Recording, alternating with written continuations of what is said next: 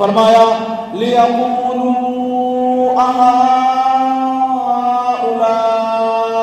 مَنَّ اللَّهُ عَلَيْهِم مِّن بَيْنِنَا، کہ یہ کہیں گے کیا یہ لوگ ہیں جن پر ہمارے درمیان میں سے اللہ نے احسان کیا. ہوتا ہے نا آنکھیں پھٹی کی پھٹی رہ جاتی ہیں جب وہ ایک یا چند کامیابی پاتے ہیں تو باقی حسد کے سبب یا بدگمانی کرتے ہوئے یا حقارت کی نظر سے دیکھتے ہوئے کہتے ہیں اچھا کیا یہ ہے وہ جو اتنے بڑے عہدے پر پہنچ گیا، اس نے پانی اتنی بڑی کامیابی، یہ اتنے اونچی منصب پہ پہنچ گیا، یہ ہے وہ. یہ تو ہمارے یہاں پر چھوٹی موٹی نوکری کرتا تھا، ہمارے اسٹور میں ہم اس سے جھاڑو لگوایا کرتے تھے، یہ ہے وہ، اس نے اتنا بڑا مقام پا لیا. یہ تو بہت کمال تھا، یہ تو ایسا تھا، یہ تو ویسا تھا، یہ آگے کیسے گزر گیا. ایسی باتیں کرنے والوں کے جواب میں اللہ کا قرآن کہتا ہے أَلَيْسَ اللَّهُ بِأَعْلَمَ بِالشَّاكِرِينَ، کیا اللہ شکر گزاروں کو خوب نہیں جانتا؟ یعنی کیا اللہ پاک شکر گزاروں کو جانتا نہیں ہے؟ ضرور جانتا ہے. غریب آگے بڑھ گیا، یہ اللہ پاک کا انتخاب تھا. نیا آنے والا جلد ترقی کر گیا، سال ہاں سال کے تجربہ کار پیچھے رہ گئے، یہ اللہ پاک کا انتخاب تھا. خاندان میں ترقی کر گیا، باقی پیچھے رہ گئے، یہ اللہ پاک کا انتخاب تھا. یہ انتخاب بھی بغیر قاعدے قانون کے نہیں ہوا، اس کا اصول شکر گزاری ہے. بندہ جب شکر گزار ہوتا ہے، شکر ادا کرنے والا ہوتا ہے، اس شکر کی برکت سے اللہ پاک اس کو ترقیوں سے نواز دیتا ہے. یہ جو شکر گزار تھا وہ آگے بڑھ گیا، جو ناشکرا تھا وہ پیچھے رہ گیا. جو خود کو اللہ پاک کا جس بندہ سمجھتا رہا وہ آگے بڑھ گیا. جو اپنی ذہانت و صلاحیت پر بھروسے کیے بیٹھا تھا وہ پیچھے رہ گیا. جو اپنی مہارتوں پر غرور میں مبتلا ہوا وہ پیچھے رہ گیا. جس نے محنت کی، دل لگا کر کی، عاجزی ان کی ساری کے ساتھ دعائیں کرتا رہا، اللہ پاک نے اس کو کامیابیوں سے نواز دیا. پتہ چلا فرق کامیابیوں کے معیار میں ہے. بات توجہ سے سننا، سمجھنے کی کوشش کریں گے تو بہت کچھ سیکھیں گے. فرق کامیابیوں کے معیار میں ہے. ہم نے کامیابیوں کے معیار کو کچھ اور ہی طریقے سے مقرر کر لیا. اللہ پاک کے یہاں کچھ اور معیار ہے.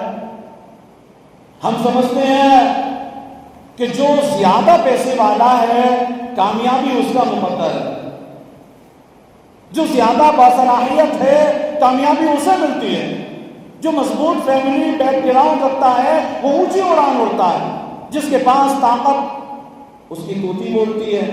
ہم یہ سمجھ رہے ہوتے ہیں کہ جو ذہین ہے امتحان میں کامیابی اس کی کا مقدر ہوتی ہے. قرآن کہتا نہیں، ایسا نہیں ہے، ایسا نہیں ہے. یہ صرف بظاہر نظر آنے والی درجہ بندی ہے جو ہم نے کر رکھی ہے کہ ذہین ہوگا تبھی کامیاب ہوگا، مال و دولت زیادہ ہوگی تبھی وہ کامیاب ہوگا، اس کا فیملی اور پیسے کے تعلق سے بیک گراؤنڈ زیادہ اچھا ہوگا تبھی وہ کامیاب ہوگا. یہ ہماری درجہ بندی ہے، لیکن ایسا ہرگز نہیں ہے. تو کیسا ہے؟ آؤ قرآن سے پوچھتے ہیں. اللہ کا قرآن کہتا ہے أَلَيْسَ اللَّهُ بِأَعْلَمَ بِالشَّاكِرِينَ، کیا اللہ شکر گزاروں کو خوب نہیں جانتا؟ یہ کامیابی کا پوشیدہ حال دیکھیے کتنی واضح بات ہے. اللہ پاک نے یہ نہیں فرمایا کہ اللہ پاک باصلاحیت کو نہیں جانتا، کیا اللہ پاک ذہین و فطین کو نہیں جانتا، کیا اللہ پاک شہرت و طاقت رکھنے والے کو نہیں جانتا. ایسی بات کہیں نہیں کہی، بلکہ فرمایا کہ اللہ پاک شکر گزاروں کو نہیں جانتا. آیت کریمہ میں فرمایا کہ اللہ پاک شکر گزاروں کو نہیں جانتا. پتہ چلا کامیابی صلاحیت کا نتیجہ نہیں ہے، نہ ذہانت کا نتیجہ ہے، نہ ہی طاقت و قوت اور مضبوط فیملی بیک گراؤنڈ کا نتیجہ ہے، بلکہ کامیابی کا نتیجہ جو ہے وہ شکر گزاری ہے۔ کامیابی ملتی ہے شکر گزاری سے۔ یہ آیت کریمہ اصل میں مکے کے غیر مسلموں کے متعلق نازل ہوئی۔ حضرت بلال حبشی رضی اللہ تعالیٰ جن سید المؤذنین یعنی اذان دینے والوں کا سردار کا لقب ملا، امام الانبیاء محبوب کبریا جناب محمد رسول اللہ صلی اللہ تعالیٰ علیہ وآلہ وسلم نے حضرت بلال رضی اللہ تعالیٰ عنہ کو اذان دینے والوں کا سردار فرمایا، یہ لقب عطا فرمایا۔ یوں ہی حضرت صہیب رومی، حضرت خباب، حضرت عمار، وہ صحابہ کرام جو پہلے غلامی کی زندگی گزار چکے تھے، مشرکین مکہ نے ان کو دیکھ کر کہا من اللہ علیہم من بیننا، کیا یہ لوگ ہیں جن پر ہمارے درمیان میں سے اللہ نے احسان فرمایا؟ یعنی کیا یہ ہے ان کو اللہ پاک نے اپنے محبوب کی خدمت کے لیے چنا ہے، ان کو جنت کا حقدار بنایا ہے، ان کو ہدایتوں کا مینار بنایا ہے، ان کو درجہ، ان کو بدر و حنین میں کامیابیاں ملیں گی، یہ قیامت تک آنے والوں کے سردار بنیں گے۔ اللہ پاک نے فرمایا الیس اللہ بأعلم بالشاکرین، کیا اللہ شکر گزاروں کو خوب نہیں جانتا؟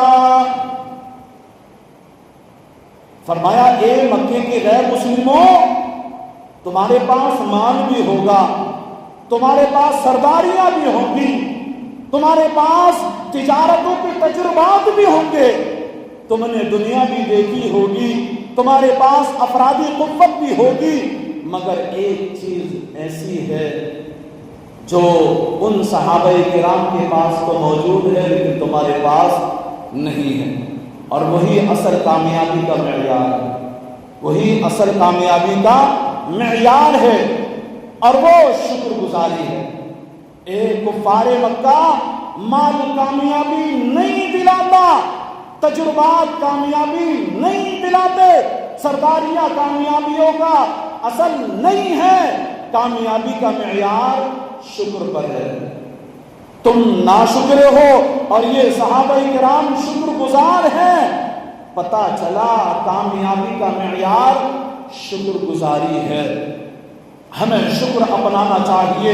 امام الانبیاء محبوب کبریا جناب محمد الرسول اللہ صلی اللہ علیہ وسلم نے فرمایا الایمان نصفان، نصف للشکر ونصف للصبر، ایمان کے دو حصے ہیں، میرے آقا نے فرمایا ایمان کے دو حصے ہیں، آدھا ایمان شکر میں ہے اور آدھا ایمان صبر میں ہے۔